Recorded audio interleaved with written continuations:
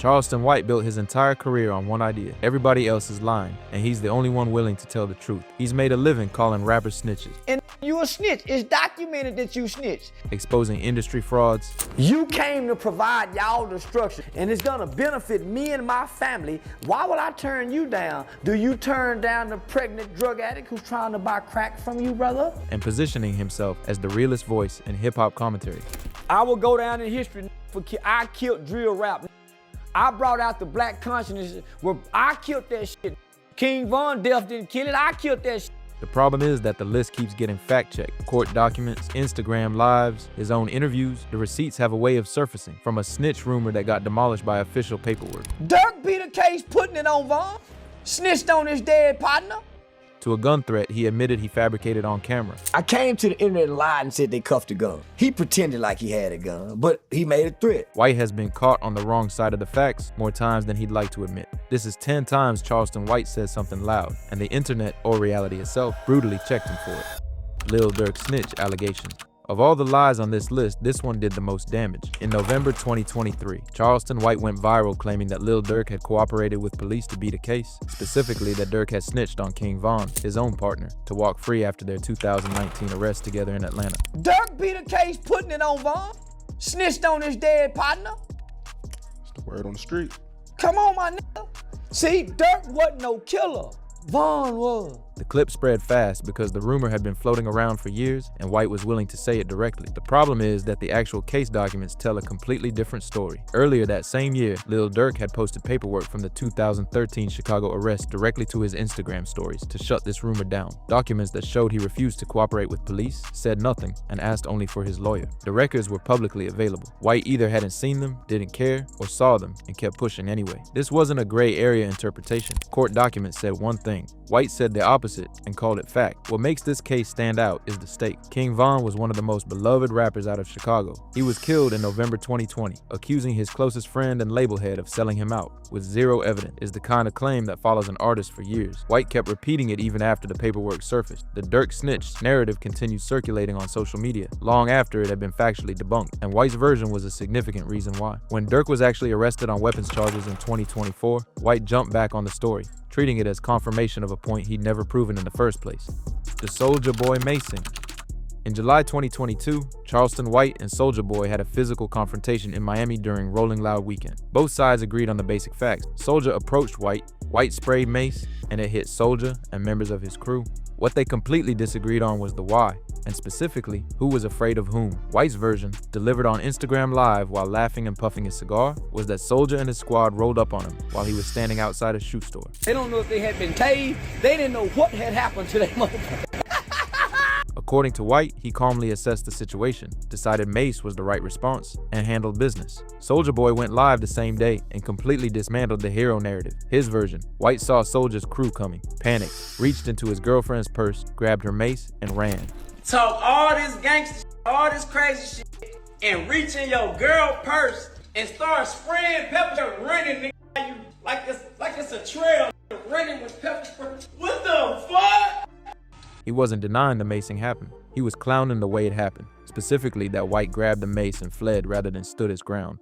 Then White filed a police report against Soulja, the rapper who spends every other day calling other people in hip-hop snitches and rats. That same man called the police on Soulja Boy over a macing he initiated. Soulja's response was a screenshot of the Shade Room's report with a row of rat emojis. No caption needed. The check here wasn't just from Soulja, it was from White's own actions. You can't file a police report in the same week you're lecturing rappers about keeping their problems off the police's radar. The contradiction was immediate and visible, and the internet noticed. Young Thug fake gun threat. In March 2026, Charleston White attended Drusky's Coulda Been Loved reunion event in Florida. Young Thug was there. They'd had prior history. White had publicly criticized Thug and had been clashing with the YSL camp on social media. So when Thug's crew approached White's table and the situation escalated, it went viral almost immediately. They ain't ready for that mate. They told dumb. White's initial framing of the confrontation online was dramatic. Thug's crew had approached him, made threats, and the situation had gotten dangerous. The implication across his posts and clips was that real weapons were involved, that this was a genuine street-level intimidation attempt that he had narrowly navigated. Then he sat down with DJ Vlad for a Vlad TV interview and walked it back. On camera, White admitted he had leaned into the controversy for online attention. He acknowledged that what actually happened was that someone nearby had pretended to have a firearm, not that Thug's crew was actually armed. The gun element of the story, which he had allowed to spread online and fuel the viral moment, was fabricated for effect. I came to the internet and lied and said they cuffed a gun. He pretended like he had a gun, but he made a threat. Don't lose your life in here like they go shoot me with the mace. The clip of White making that admission was shared just as widely as the original confrontation footage, which is the exact outcome he should have expected. When you build a following on calling other people liars. Your own, "I was exaggerating for the internet," confession lands differently. What makes this one particularly notable is the timing. White had previously accused Young Thug of planning to snitch on his YSL co-defendants during the RICO trial, a prediction that also didn't pan out. The Florida confrontation looked, to White's audience, like confirmation that Thug and his camp were dangerous and retaliating against him. But when the actual story came out, it was a disagreement at a party that got amplified into a street threat because White knew it would perform online. Fake Gun on DJ University's podcast. In November 2022, Charleston White sat down for an interview with Chicago's DJ University, known online as DJ You Go Crazy, to talk about slain Chicago rappers. It started as a conversation about the streets, about King Von, about who deserved sympathy and who didn't. White had strong opinions as always. Then DJ U pushed back, calling White out for not supporting the mothers of other deceased Chicago rappers, the same way he'd supported FBG Duck's mother. White didn't like that. The interview escalated. And then, on camera, in front of DJ U's entire film crew, White reached into his waistband, pulled out a pistol, and pointed it at the host. You better sit down, homie. What you mean what I'm on? Nigga, don't fuck with me with a gun in my hand.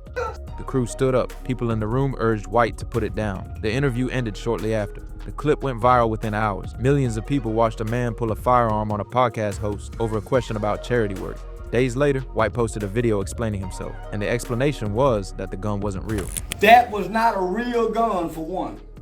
That was one of them AR soft motherfucking pistols. Then he pivoted to justifying the whole performance. Every time my camera come on, every time the audio come on, I'm playing.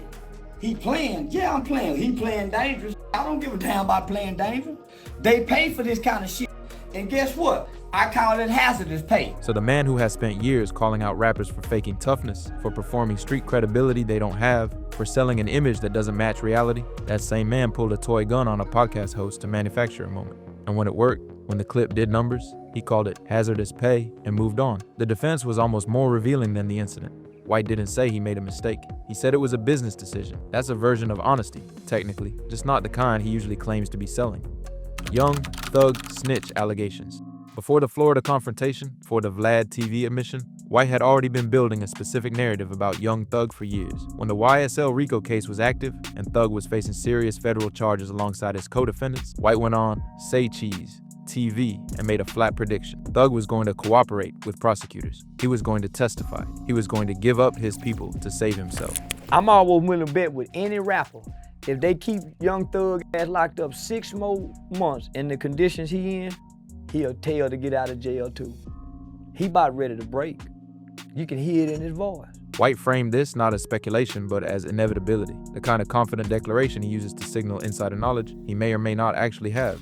The claim spread. It was repeated on social media and in comment sections for the better part of 2 years while the case played out. The case ended without Thug testifying against his co-defendants. He reached a plea deal, offered plea, no cooperation, no testimony. The specific prediction White had been loudly pushing, the one that was supposed to confirm everything he'd been saying about Thug's character, never materialized. White never made a video saying he was wrong. There was no apology, no correction, no, I misjudged the situation. The claim just quietly stopped being repeated as the facts made it impossible to sustain. That's a different kind of check, not a dramatic public reversal, just reality, making the narrative untenable, one day at a time. Gilly Kid, dead son. This one is less about a factual claim and more about White saying something, getting checked by basic human decency, and then having to walk it back in one of the more awkward apologies the internet has seen in recent memory. Gilly Kid and Charleston White had been going back and forth for years. Gilly had called White a rat in a DM, which White screenshot and posted publicly. Standard beef. But in March 2024, White decided to escalate, and the escalation was mocking the death of Gilly's son, YNG Cheese, who had been shot and killed in Philadelphia the previous year. White went on Instagram Live for over an hour. He said Gilly's son should rest in piss. He played audio of Gilly and his co-host Wallow crying when the news of the murder broke, and he laughed at it on camera. He made phone call gestures toward the sky, pretending to call YNG Cheese since I can't call mine. He wrote, "Tell Gilly f*** his dead son" in a caption. remember how you and Wallow were crying. You and Wallow were crying. Oh, my son. The response online was immediate. Even people who had no particular love for Gilly thought White had crossed a line that doesn't have much nuance to it. Mocking a father grieving a murdered child isn't a street politics debate. It's a character judgment. White eventually appeared on the Jason Lee show and issued an apology to Gilly, saying the comments about his son didn't sit right with him after the fact. Gilly, I apologize, my nigga. Yeah, I know I'm wrong. I told y'all, and it didn't feel good. But because I felt like he hurt me, hurt people. Gilly's response, delivered publicly, was a clean rejection. He said he couldn't respect someone like that, and he wasn't accepting it. The part that connects back to White's broader pattern. The same week he was mocking Gilly for grieving a murdered son, White was also on record calling others soft for showing emotion. The internal contradiction in his worldview, that showing grief makes you weak, but also that he felt bad enough about his own words to go on a show and apologize for them, went largely unaddressed. The anti-Semitic rant. In August 2023, Charleston White went live and delivered a stream of blatant anti-Semitic remarks targeting streamers Aiden Ross and XQC. The comments were direct, on camera, and not buried in metaphor. Unfortunately, I can't show it here because it's way too sensitive. They trended across TikTok and YouTube within hours, and the reaction was about as unified as the internet gets. This wasn't a controversial opinion that split the room. It was a clip that most people, regardless of where they stood on White generally, found indefensible. A few days later, White posted an apology video. He was visibly emotional on camera, and his explanation for what had happened was that he had been playing a character online. The comments, according to White, were not his actual views. They were a performance, an extension of his provocateur persona that had gone further than intended. I'm not mad at the Jewish community. I'm just in character playing, just like I do with everybody else. The character defense was almost identical to the one he'd used 9 months earlier for the fake gun on DJ U's podcast. In both cases, the pattern was the same. Say or do something extreme on camera, let it go viral, then explain it away as performance when the backlash got serious enough. The difference is that pulling a toy gun on a podcast and making anti-Semitic remarks are not equivalent actions, and the character defense stretches credibility further the second time you use it. What the two incidents together established was a formula. White knows how to generate attention, and he knows how to exit the controversy when it threatens to stick. The apology tour is as much a part of the content strategy as the original outburst. The check here came from the audience, a significant portion of which stopped taking his "I tell the hard truths" positioning seriously once he'd used the character excuse twice in under a year. Carmelo Anthony. In April 2025, 17-year-old Carmelo Anthony was arrested and charged with first-degree murder after stabbing a fellow teenager, Austin Metcalf, at a high school track meet in Frisco, Texas. The case immediately became national news, in large part because Anthony is black and Metcalf was white, and the racial dynamics drew intense media coverage and social media debate. Charleston White weighed in early, and his initial position was that Anthony was guilty. He said so publicly and with the same confidence he brings to every position he takes, not as speculation, not as a preliminary read pending more facts, but as a declarative statement about a teenager whose case hadn't gone to trial. And good kids don't stab people to be out.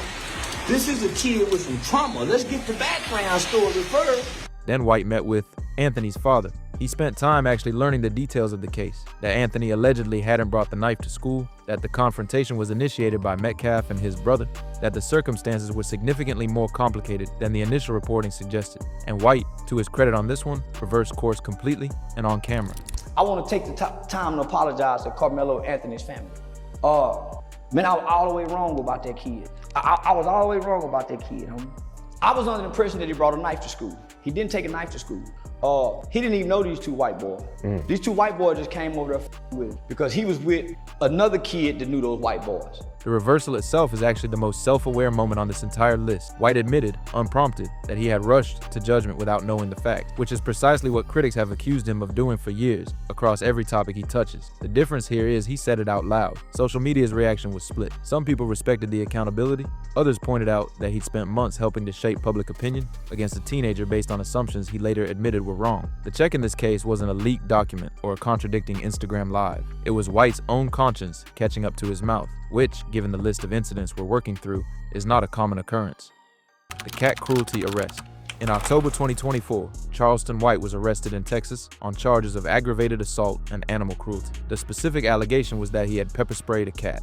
White's immediate response, posted online within what felt like hours of the arrest being reported, was that the animal cruelty charge was completely false. He said it was made up. He framed it as a targeted attack against him. suggesting the whole thing had been fabricated. Then the police released footage. I got it too. Oh, I got it. Oh, I got him too. Oh, I got it. The video showed what the charges described. White's claim that the cruelty allegation was invented didn't survive the visual evidence that accompanied it. The footage circulated, and the ICE made-up defense stopped being a viable position because people could watch what happened. And White even laughed it off in the same video. Dude, look at him. Look at him. He wiping like a mother. White later announced in February 2025 that the charges had been dropped, and he framed that outcome as vindication. But there's a difference between charges being dropped and an incident not having occurred.